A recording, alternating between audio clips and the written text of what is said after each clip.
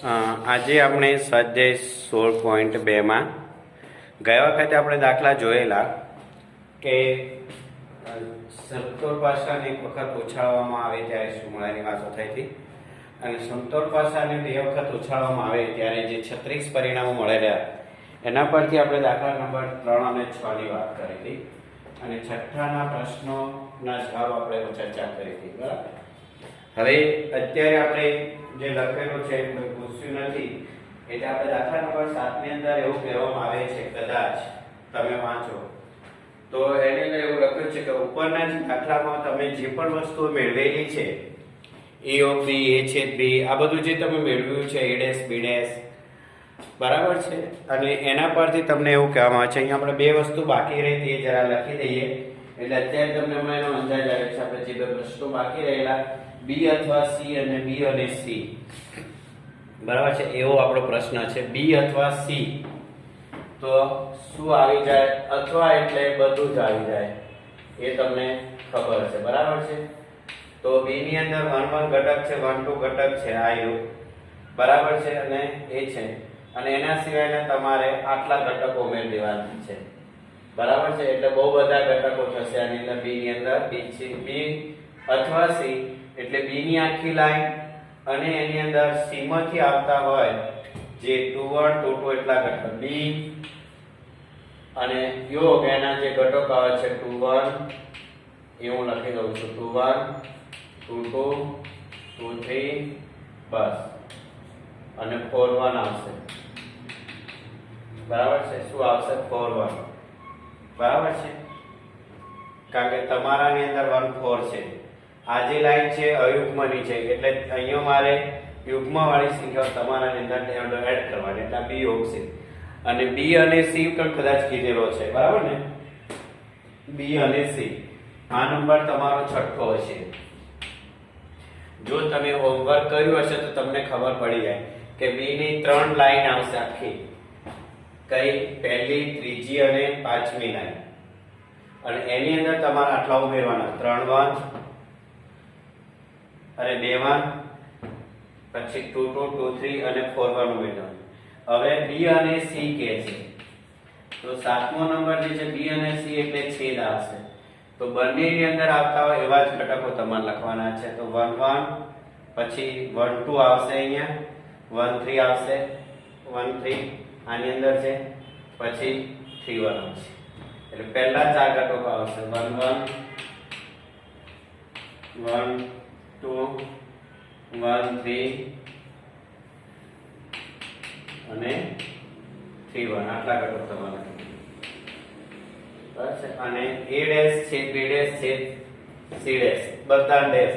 તો c dash એટલે તમને ખબર છે કે c ની અંદર આ જે ઘટકો છે એ સિવાયના બધા તમારે એને બી a ડેશ b ડેશ, તો એ બી ગણ તો પોતે છે, એટલે આખો c ડેશ આવી જશે એની અંદર. ખ્યાલ આવી ગયો?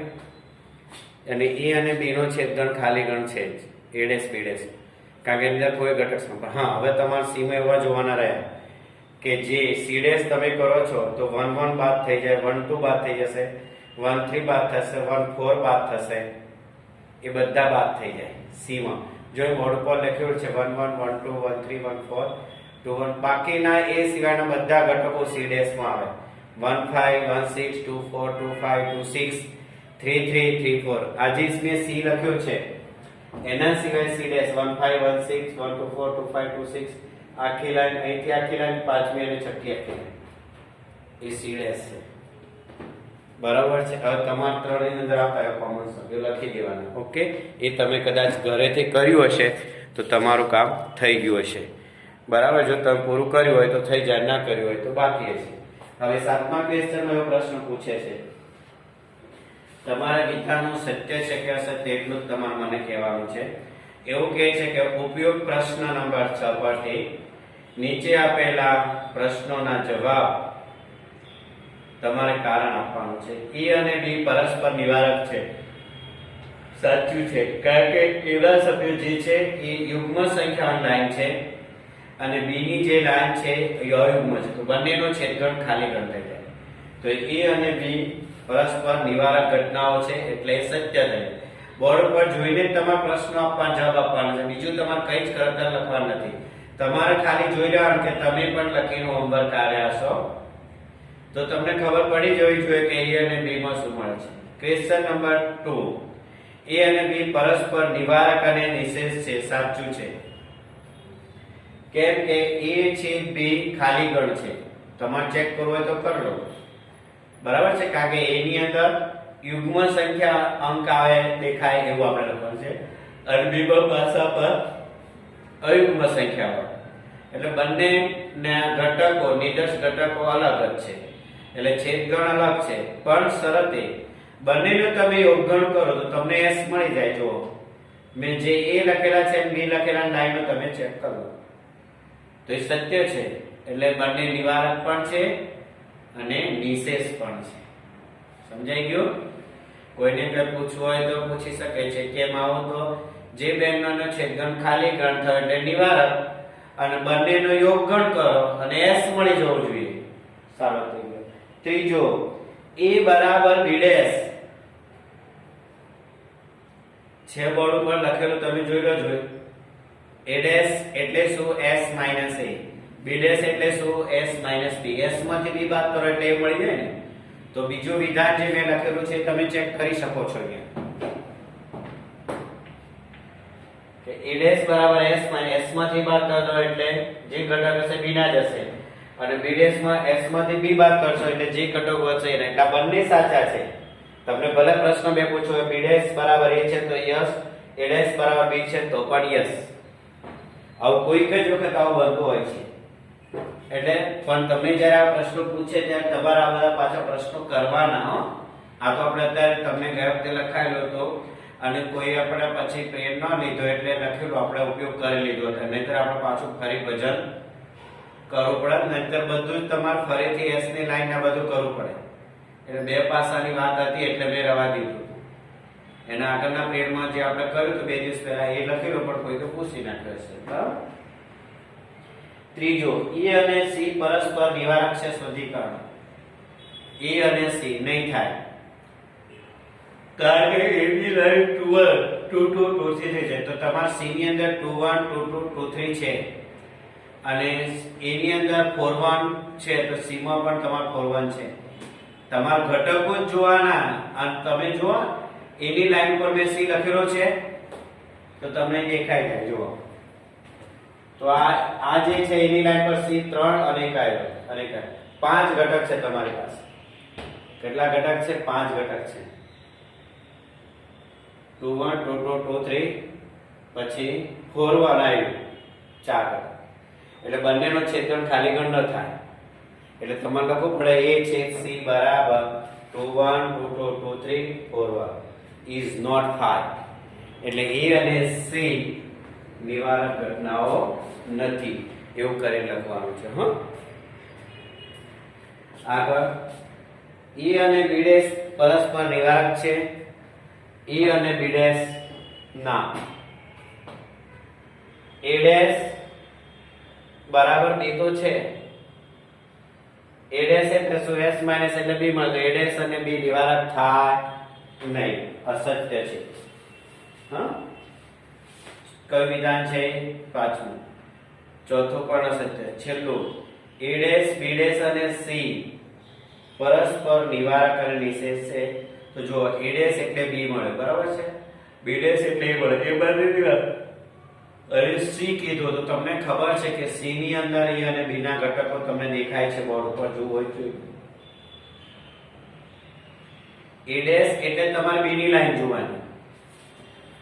અહીંયા જુઓ, a ડેશ બરાબર s અને b લાઈન લો તો b માં એક c છે જોયું, એટલે બંનેનો ગણ છે. અને b ડેશ a જોઈ લો તો પણ નથી. b ડેશ એટલે a ની લાઈન, એટલે એ અસત્ય છે. શું છે? અસત્ય. બરાબર. એટલે આવી રીતે લખેલું હતું એટલે આપણને જલ્દી કામ. નહીતર પછી જો કોઈ આપણા પછી ગઈકાલના પીરિયડ પછી કોઈ બ્રેડ લેતો હોત તો ભૂસાઈ ગયું હોત તો આપણે પાછા આજે પરિણામો ફરી લખવા પડત અને ફરી પાછું આપણે આ કામ લખીએ તો એનું આપણે આ કામ કરી લીધું ને આપણું કામ થઈ ગયું. બોલો, હવે કોઈ તકલીફ? થોડું ધ્યાન આપો ને તો થઈ જશે, કઈ અઘરું છે નહીં. નિવારક જે ઘટનાઓની વાત આપણે કરતા હોઈએ તો થઈ જાય છે. ઓકે, તો હવે આગળ જોઈશું. હવે આપણે એક બે દાખલા બાકી છે, પછી આપણે નવું શરૂઆત કરીશું. હવે આપણી પાસે આવશે દાખલા નંબર 3 થઈ ગયો, ચોથો આવશે. બસ ચોથો અને પાંચમો. 3 સિક્કાને એક વખત ઉછાળો કે એક સિક્કાને 3 વખત ઉછાળો. તો એની અંદર એવી જ વાત કરેલી છે કે ચોથા પ્રશ્નમાં જે પ્રશ્નો આપેલા છે એ જોવાના છે આપણે. કે એકવાર ઉછાળવામાં આવે છે, જો 3 છાપ દેખાય તો 2 છાપ દેખાય તો, અને એક કાંટો દેખાય તો 2 છાપ અને કાંટો દેખાય, બરોબર છે. અને સી માં પહેલા સિક્કા પર છાપ દેખાય, પહેલા સિક્કા પર છાપ દેખાય, અને ડી તેની ઘટના દર્શાવવાના. સી ત્રણેય કાંટા દેખાય તેને સી કહેવાનું છે. હા, ત્રણેય કાંટા દેખાય એને સી કહેવાનું. અને પહેલા સિક્કા પર છાપ અને બીજા સિક્કા પર ડી કાંટો, એટલે પહેલો એ દેખાય. પહેલા તો આપણે 3 એ 3 એટલે કે સિક્કાને 3 વખત ઉછાળો અથવા તો 3 સિક્કાને 1 વખત ઉછાળો. તો આપણે પહેલા પરિણામો લખી દેવા પડશે, અને પરિણામો લખ્યા પછી આપણે જે પ્રશ્ન માંગ્યો હોય એ આપણે લખવાનો છે. બરાબર છે.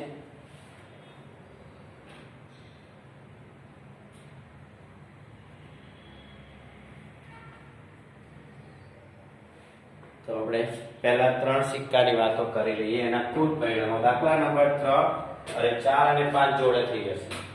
બરાબર.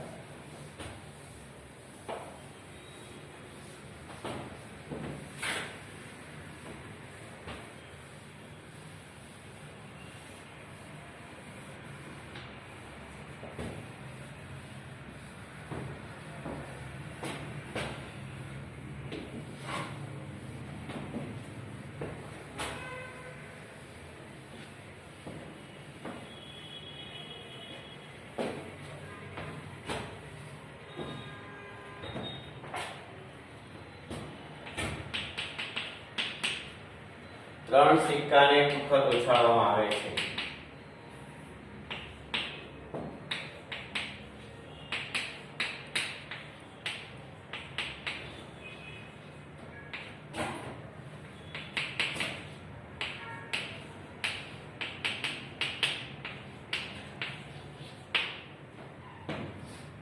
બરાબર છે.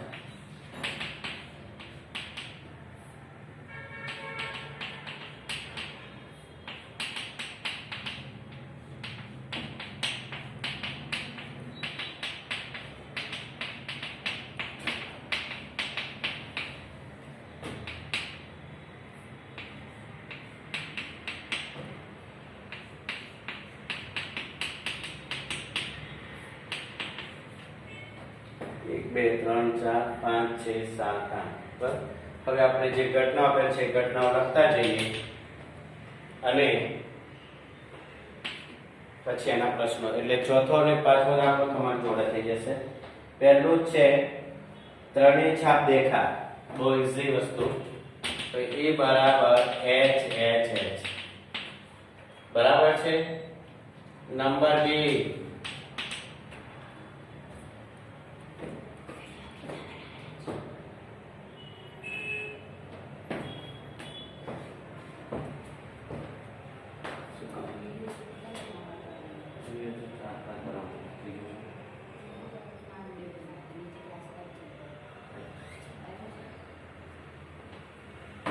હલો, ત્રણેય છાપ મારતો હોય એક જ છે. ડી જે પ્રશ્ન છે એની અંદર 2 છાપ અને એક કાંટો દેખાય. 2 છાપ H H B H P H P H H. 2 છાપ અને એક કાંટો. સી ત્રણેય કાંટા દેખાય એવું છે કદાચ. બરાબર છે. ત્રણેય સિક્કા પર કાંટા દેખાય છે. પહેલો એ છે પ્રમાણ T T T. ડી પહેલા સિક્કા પર છાપ અને બીજા સિક્કા પર ટી દેખાય. પહેલા સિક્કા પર છાપ H H H H HHH પછી HHT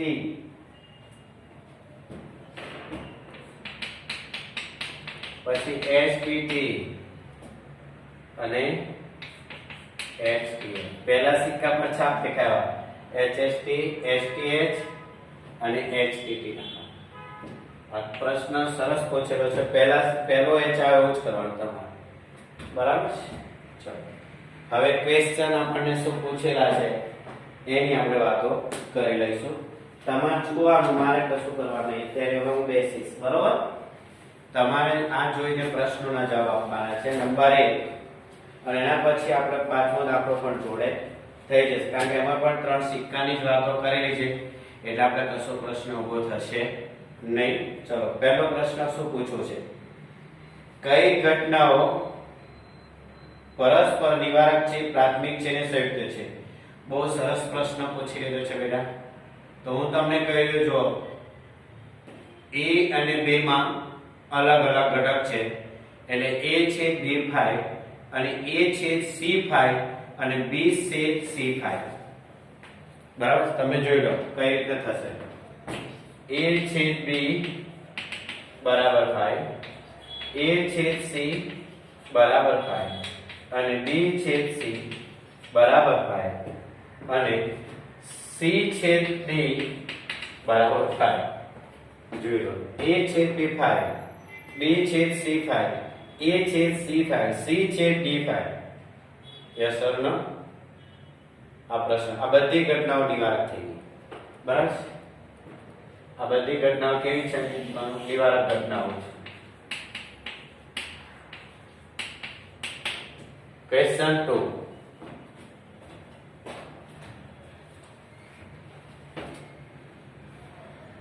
પ્રાથમિક એટલે એક જ ઘટક આવતો હોય, A અને C. A અને C પ્રાથમિક ઘટનાઓ છે. આ ક્વેશ્ચન છે. આ ક્વેશ્ચન એકનો જવાબ. ત્રીજો, સંયુક્ત ઘટના B અને D. 3 B અને D સંયુક્ત ઘટના છે. જો તમે વ્યાખ્યાઓ બેટા કમ્પ્લીટ કરી હોય ને તો ક્વેશ્ચન એની જાતે જ તૈયાર થઈ જાય છે એના જવાબ. પણ તમને બે પીરિયડની અંદર સતત એ વાતો કરી હતી કે સંયુક્ત ઘટનાઓ કોને કહેવાય, પ્રાથમિક ઘટનાઓ કોને, આવું બધું તમારે બી ધ્યાન એટલું રાખવું. જો તમે વિડીયો પ્રમાણે ધ્યાનથી કામ કરો ને તો તમારે ચોપડીની એવી રીતે જરૂર બી ના પડે. પણ હા, ક્યારેક હું એમ બોલ્યો હોય, લખ્યું ના હોય, એ તમે જ્યારે વિડીયો સાંભળો છો ત્યારે તમારે વાક્યો લખી દેવા કે મેં કીધું કે જે ઘટનાઓની અંદર અથવા જે ગણની અંદર એક જ ઘટક હોતો હોય એને પ્રાથમિક ઘટક અથવા એકાકી ગણ આપણે કહેતા હતા. તો બરાબર છે, આવું આપણે ધ્યાન રાખવાનું છે.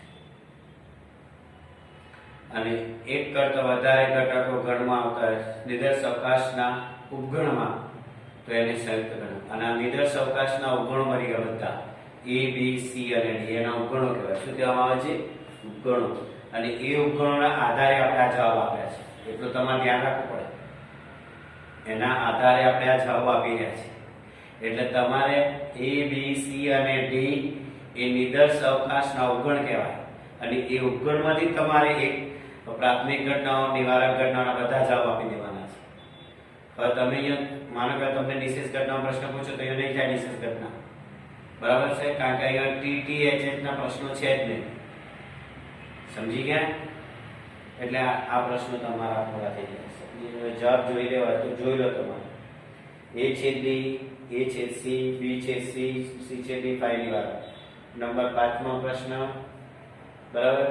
B છે C, D અને એ બધા તમને આપી દે છે. મારી કોઈ જરૂર છે મેં મારા પ્રશ્નનો જવાબ આપ્યો. હવે આના પરથી એવો પ્રશ્ન પૂછેલો છે, સાંભળો. હવે જેમ આપણે આ જ પીરિયડમાં જે બોર્ડ ઉપર આપણે દાખલો લખેલો હતો કે 2 સિક્કાઓને એક વખત ઉછાળવાના હતા, પાસાઓને, અને 36 પરિણામો જે આપણે છઠ્ઠો દાખલો કરેલો હતો એના જ આધારે આપણે 7મા પ્રશ્નના જવાબ આપી દીધા. અને એમાં હું લખેલો હતો કે ઉપરના પ્રશ્નની અંદર જે ઘટનાઓ છે એના પ્રશ્નનો જવાબ નીચે પ્રમાણે આપવાના.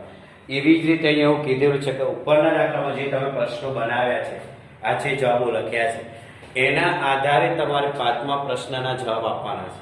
એ કેવી રીતે છે તો જોઈએ. એમ એવું કહે છે, પહેલો પ્રશ્ન શું કહે છે 5મા? બહુ ઇઝીલી છે, તમારે થોડુંક વિચારવાનું છે. અહીંયા લખેલું છે એટલે લગભગ વાંધો નહીં આવે તમારે, પણ થઈ જશે. બરાબર. પરસ્પર બે ઘટનાઓ લખો કે નિવારક હોય. તો આપણે લખી દીધું એ અને સી. મારે કઈ ખબર નથી. અથવા તો હું એ અને બી લખી શકું છું, એ અને સી લખી શકું છું, બી અને સી પણ લખાય, સી અને ડી પણ. તમારે જે લખો એ લખી દો. બરાબર છે. તો એ અને બી લખી દો. તમારે જે લખો લખો. બે જ ઘટના માંગે એટલે બે જ લખવાનો, એ અને બી. અથવા તો એ અને સી લખો, ગમે. આ પહેલો ક્વેશ્ચન મેં 3 4 લખી, એમાં તમારે કોઈ પણ બે ઘટના લખી દો જે નિવારક છે. કે બીજો પ્રશ્ન, પરસ્પર નિવારક અને નિશેષ હોય 3 ઘટનાઓ લખવાની છે. તો નિવારકમાં 3 તો છે, એ બી સી કરી દો. બરાબર. પણ નિશેષ ઘટનાઓ માટે આપણે નવેસરથી પ્રેક્ટિસ કરવી પડશે, કે જેની અંદર એવું કરવાનું કે આપણને ત્રણેય ઘટકોના તમારી જાતે એની અંદર એવું લખવાનું છે કે ત્રણેય ઘટનાઓ નિવારક થઈ જવું જોઈએ. કોઈ પણ બેનો છેદગણ ખાલી ગણ થવું જોઈએ 3માંથી, અને ત્રણેયનો યોગગણ તમારે S થવું જોઈએ એવી ઘટના કરવાની છે. બરાબર. પહેલો પ્રશ્ન થાય કે કોઈ પણ બે તમે. હવે નવા ક્વેશ્ચન જે બીજો છે એનો આપણે પ્રશ્ન લખીશું. તો આપણે એ લખી દઈએ H H H H H T અને T T T લખી દેવું મારે. બરાબર છે. અને બી લખીશું H T H, બરાબર, T H H અને T H T.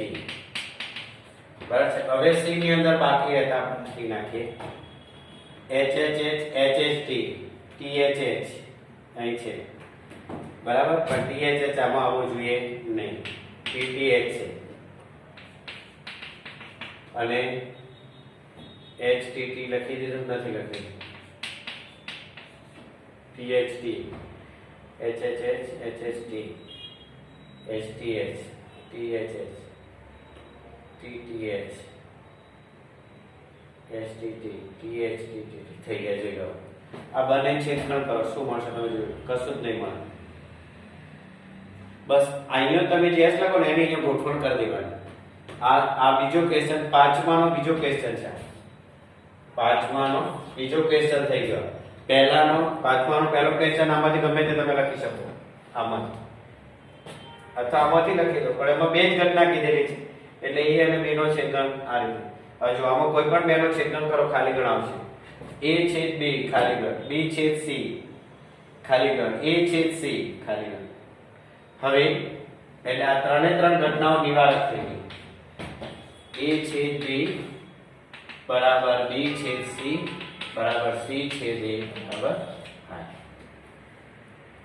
થઈ ગયું. હવે ત્રણેયનો યોગગણ કરો છો તમે. A યોગ B યોગ C. તો H H H H H T H T H T H H T T H T H T T T H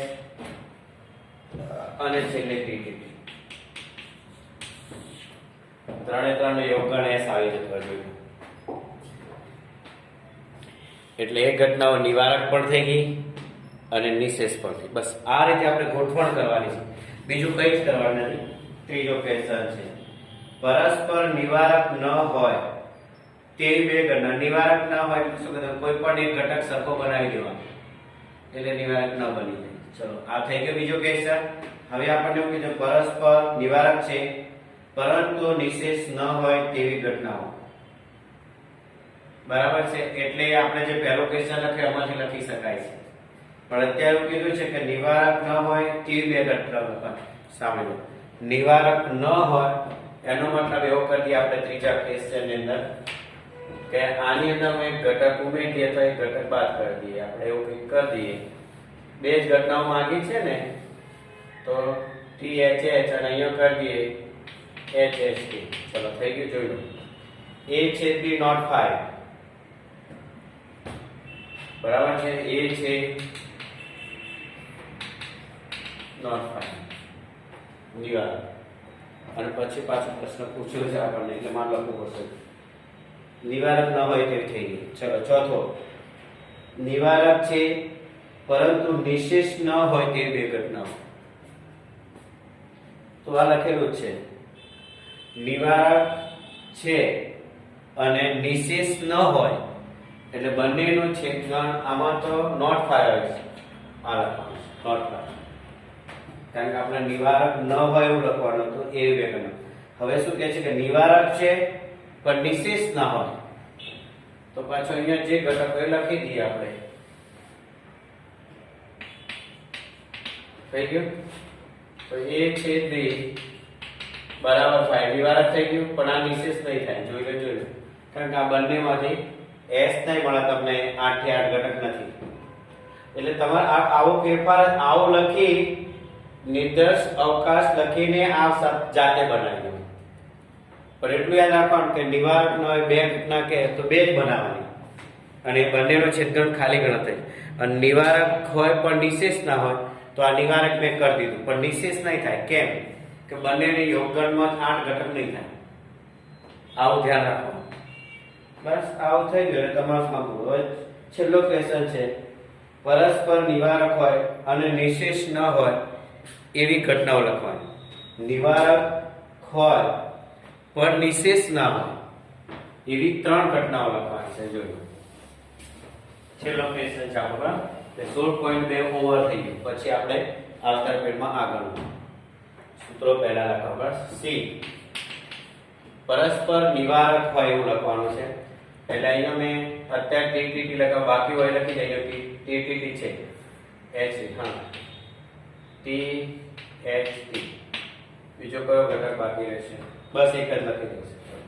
પછી માર નથી. જો આ છેદ બે ત્રણેયનો છેદગણ કરી દઉં. જોઈ લો.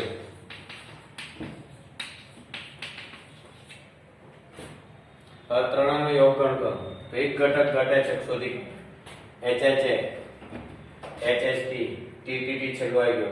HTH પછી THH TTH THT અને છેલ્લો આ બાકી ઘટક. એટલે ત્રણેયનો યોગગણ શું થશે? એક ઘટક ઓછો થશે. બરાબર.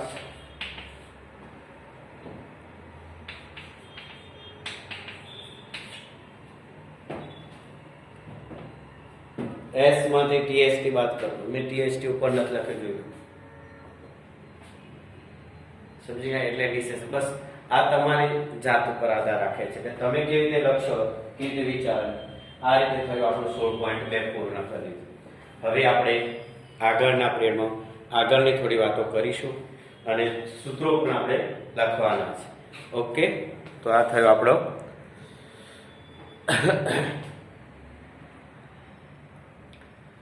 દાખલા નંબર 5.